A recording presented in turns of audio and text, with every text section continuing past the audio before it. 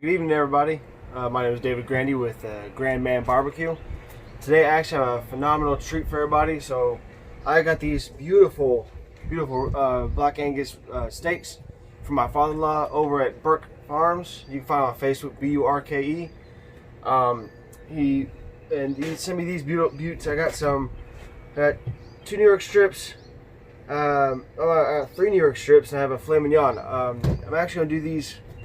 They've been sitting in their salt brine for about 24 hours now. I'm gonna actually keep it really simple. There's an acronym called KISS. Keep it simple, stupid. Really easy. KISS. So I'm gonna take a little Larry's seasoned salt right over the top, about a medium, nothing fancy. And just like that, nice and pretty looking. All right. Now I'm gonna take my favorite lemon pepper. Right over the top. Nothing too much. Give about a medium coat. And to top it off, a little bit of dry minced onion. You want to go a little light on the minced onion. It is kind of overpowering sometimes. You use too much of it. All right, so make sure that sets in there. And again, the reason that I let it sit in that salt brine for about 24 hours was to really open those pores of these steaks up. So whenever I do actually put the seasonings on, I let it sit for about 10-15 minutes. It's really going to absorb that right into the meat. Today I'm actually going to cook it a little bit different. I'm gonna smoke these. I'll put a little, say, indirect smoke thing I like to do every now and then. I keep it. The temperature is really high. But I also throw a little bit of smoke chips in there, just to give it a nice little that flavor. I like a good smoky flavor. But I'm not going to look for those the smoke rings. So it's really just going to be for like the outer layer. All it's going to be for. It's nothing fancy. I'm going to keep it higher temp around 300 degrees. It's going to take tops an hour. Depends on, well, yeah, they're on the thicker side. It's about 45 minutes to an hour. So it's going to be good. I like to use, I've never actually used apple. So I'm actually trying a little bit of apple on these. I've been told that it's really good to use the apple on some steaks. I'll show you guys how I set that up later. You also saw how I set up my my Kingsford little. It's a drum barrel. I can't remember what it's called. You also saw how I set that up for whenever I smoke meat. It's the same thing. You have heat. It's be indirect. So you have the heat on one side, and then you have the tin pan, I guess, full of water, just to keep that moisture in there, not to let temperatures get above 300 degrees. Yeah, stay tuned. You'll see how good this turns out. Like I said, it's super simple. Keep it simple, stupid. Now a little bit of lemon pepper, a little dry minced onion, and Larry's seasoned salt. This is phenomenal. I love the combination of all of them, and we'll see how these things turn out. Again, you can get these steaks off of my father-in-law's Facebook page. It's called Burke Farms, Burke. It's actually really simple, easy to go to. Stay tuned. So I got them on the grill. They've only been on for like maybe 5 minutes. I had to go outside and take care of something. But I'll show. So you can see I got the hot side on this side. Nice, good blue little smoke. Also here, so I got 3. So 1, 2, 3 New York strips. I got my wife's filet mignon right there. She likes her medium well.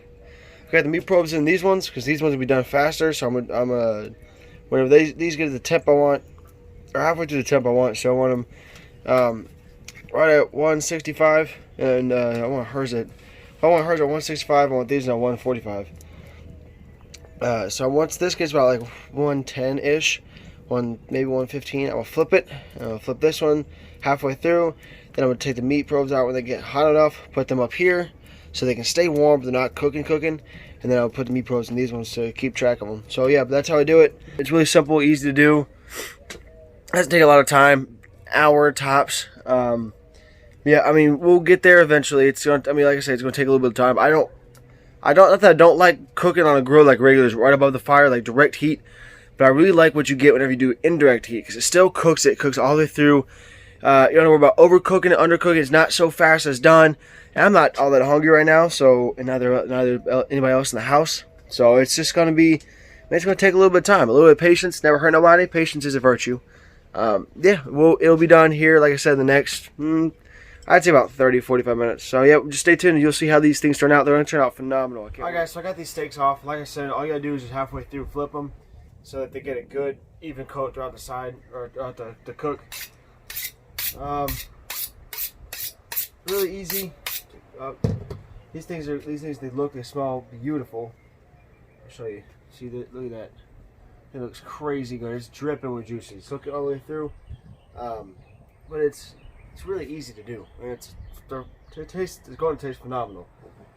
Really quick, while no one's looking, really quick. Take a bite of this. Oh, small this liver. Alright, perfect. That's what I wanted.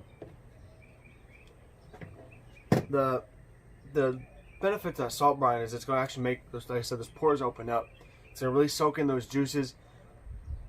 This is phenomenal. I mean, you get the nice even coat, a little bit of garlic or minced onion on the outside.